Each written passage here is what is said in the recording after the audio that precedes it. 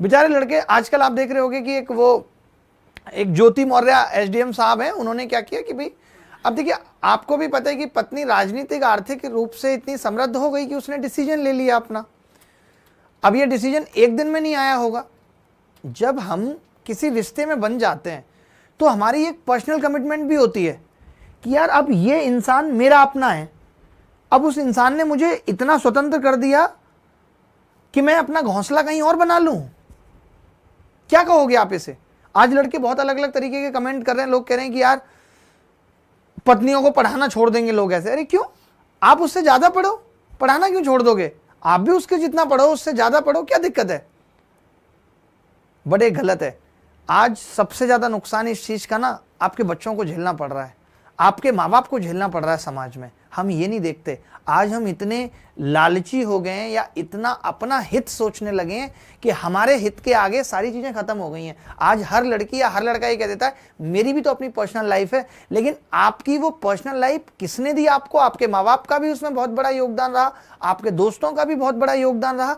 सबके योगदान से वो आपका जीवन बनाए, जिस जीवन का आप ये कह के कि यार अरे ये तो मेरी पर्सनल लाइफ है, मैं कुछ भी डिसीजन लूं। अरे इंसान के मन को चंचल कहा गया है, आपका मन तो बार बार बदलेगा। क्या शाहरुख खान पे आज भी मरने वाली लड़कियां नहीं है? लेकिन देखो एक गौरी के साथ उसने पूरा जीवन गौर से गुजार दिया। इसका मतलब आपने प्रेम किया ही नहीं, और जब प्रेम था ही नहीं, जब प्रेम की गुंजाइश नहीं थी, तो आप सामने वाले के साथ रह क्यों रहे थे? अगर आपको इतनी अपनी स्वतंत्रता की चिंता है तो आप शादी क्यों करते हैं? मैं ये कहता हूं कि शादी मत कीजिए। अगर आपको लगता है कि मैं जीवन में अच्छा करके ये डिसीजन को बदलूंगा तो मत करिए शादी, आप इंतजार करिए। तब तो आप घर वालों के दबाव में आ गए। क्यों आ गए? उस वक्त आपकी स्वतंत्रता कहां थी? तब आपने घर वालों को नहीं कहा कि अरे मेरी स्वतंत्रता है, मैं अभी शादी नहीं करूंगी, मुझे लड़का पसंद नहीं है और मैं चाहती हूं कि मैं एक बार एसडीएम बनूंगी और फिर मैं किसी कमांडेंट के साथ जाऊंगी। ये तो आप उस वक्त भी कह सकती थी। अब आप कहेंगे कि उस वक्त मेरे हाथ में चीजें नहीं थी, आज मेरे हाथ में चीजें, आज मैं इतने बड़े ओहदे पे बैठ गई हूं। तो ये आपने आपका ओहदा बोल रहा है, ये गलत डिसीजन है।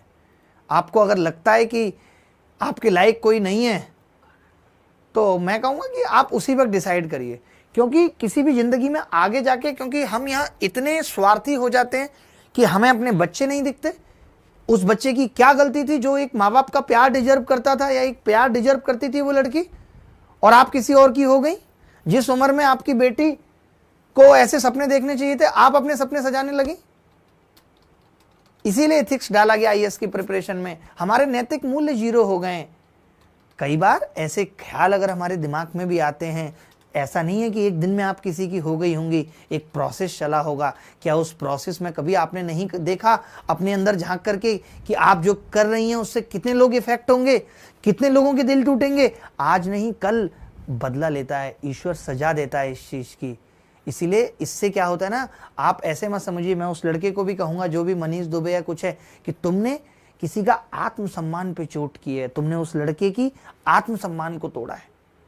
सजा तुम्हें भी मिलेगी, थोड़े दिन में मिलेगी। ऐसा नहीं कि हमेशा वक्त एक जैसा चलता रहेगा, वक्त बदलता है और सबको उसके उसके कर्मों का फल मिलता है। इसलिए जीवन में जो करना है सोच समझ के करिए, और उस लेवल पे करिए कि कल को ये चीज मेरे साथ होगी तो क्या मैं बर्दाश्त कर पाऊंगी या कर पाऊंगा, या मेरे साथ ये चीज होती तो मैं बर्दाश्त कर पाती या कर पाता।